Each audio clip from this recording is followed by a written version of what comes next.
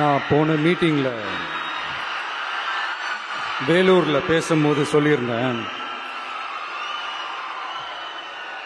தமிழ்நாடு தான் விஜய், விஜய் தான் தமிழ்நாடு அப்படின்னு நான் சொல்லியிருந்தேன்.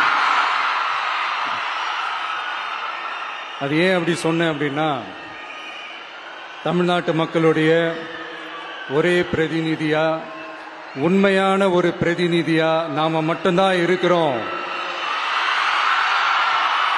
அப்படின்றதுக்காக தான் அப்படி நான் சொன்னேன். அப்புறம் அந்த தேர்தல் பற்றியும் நான் சொல்லியிருந்தேன். தமிழ்நாடு வர்சஸ் ஸ்டாலின் சார், அதாவது விஜய் வர்சஸ் ஸ்டாலின் சார், அதையும் நான் சொல்லியிருந்தேன்.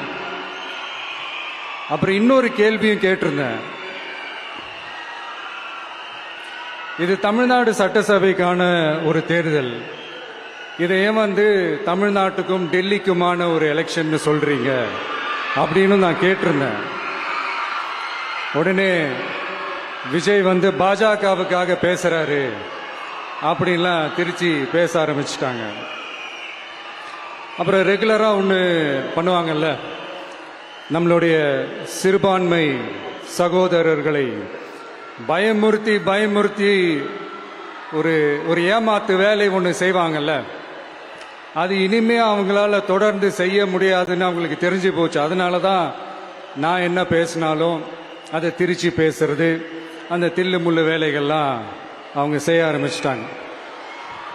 சென்னையில் டெல்லி டெல்லின்னு கூவுறதும், அடிக்கிற கொள்ளைக்கு ரைடு வந்துட்டா டெல்லிக்கு வெள்ளை கொடை பிடிக்கிறதும்,